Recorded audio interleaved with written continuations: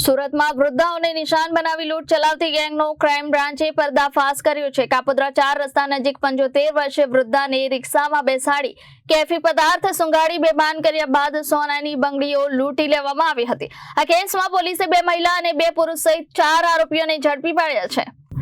Surat crime બ્રાન્ચે વૃદ્ધાને બેભાન કરી લૂંટ ચલાવનાર આંતરરાજ્ય ગેંગનો ભાંડો ફોડ્યો છે। થોડા દિવસ પહેલા કાપોદ્રા 4 રસ્તા પાસેથી 75 વર્ષીય વૃદ્ધાને રિક્ષામાં બેસાડવામાં આવી હતી।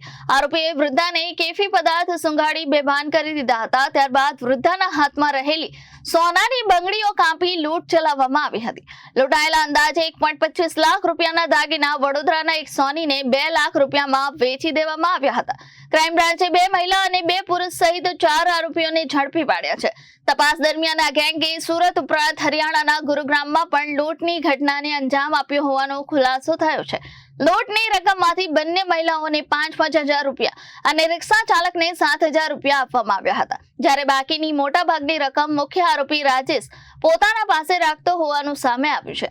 પોલીસે હાલ આરોપીઓની વધુ પૂછપરછ કરી અન્ય ગુનાઓમાં તેમની સંડોવણી અંગે તપાસ શરૂ કરી છે। Bureau report Janadesh news Surat.